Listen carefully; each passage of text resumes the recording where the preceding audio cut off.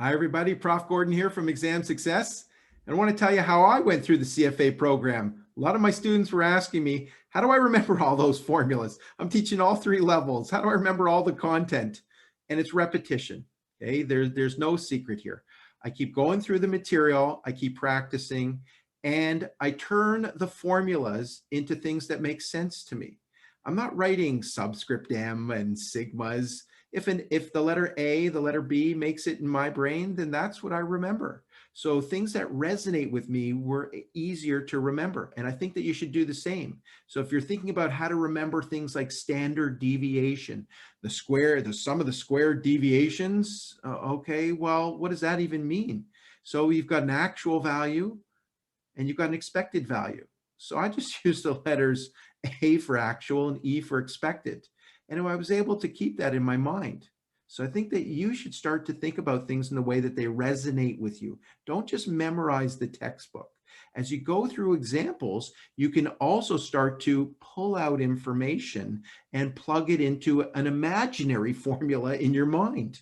Okay, you don't need to have that formula written down. This isn't like you're in the classroom at college or university and you're getting part marks for showing formulas and things. This is a multiple choice exam and you've got to choose A, B, or C, and that's it. So what you want to do is get things that resonate with you, that you can remember. And this will allow you to answer the questions quickly without having to be distracted thinking about memorizing formulas. A lot of students ask me about formula sheets. They've been asking me for years. And I honestly think they're a waste of time. I mean, many providers will give you 90 pages of formulas. I don't think that you need to go through 90 pages of formulas. As you work through the curriculum, I think that you will see there are certain places where there's calculations. Sure, the quants is a great area.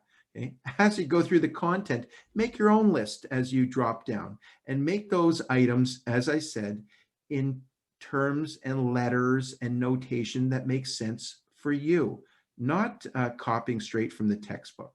That's how you want to go through it. And when you come back to a practice question, you want to be able to use your own notation to quickly pull out the information to get the answer. And that's how you're going to build your own list. I don't think you need to waste your time going through 90 pages of formulas or writing out formulas. A lot of candidates ask me, should they turn their exam, paper that they're using and write formulas out right at the beginning? That's a waste of time. Okay, what you want to do is tackle the questions one by one. Go through them as quickly as you can. Remember, this is just a pass or fail exercise. That's it. So what I'm helping candidates do is build up enough marks to get over that passing score. This has turned into a situation where you've got so much content and the exam's only a sampling of that content. It's not designed for you to master all of these concepts. It's can you score enough marks to get over a passing score? So you've got to give yourself every piece of advantage you've got to get over that passing score and distance yourself from the competition. The other item that I can point out here is to look for the unusual, the obscure. For 20 years, I've been going through the curriculum to be able to pull out these unusual or obscure items. And these are the difference makers. These are what are helping my students get over the passing marks. And I've had tremendous success over 20 years of helping people pass, go on and earn this charter. Okay? They come back and they tell me, wow, you made it look so easy. When they started out, they thought, oh, I got to start at page 1, read every single word, every line, go through every page of that curriculum. And what I showed them was there was a different way. Hey, you didn't have to go through every line. This is about accumulating enough marks to get over the passing score. So you need someone to guide you through to tell you what you can cut out and what you really need to focus in on. And then when it comes down to getting ready for the exam, practice. Keep going through the questions. CFA Institute has published thousands of questions. They didn't have those years ago. When I went through, they didn't have any practice questions. It was a bunch of college textbooks that they gave us as a reading list. But now you've got this bound curriculum. And I would suggest that you do get the bound curriculum. And something about working through the paper, gives you putting that pencil to paper, putting the pen to paper, writing through, underlining, that really creates the muscle memory that really locks it into your mindset. And that way you can remember it all the way to exam day. So what you need is someone who can help you weed your way through that, get through the basics. You know, if you already have a foundation, then you don't have to go through all the material line by line.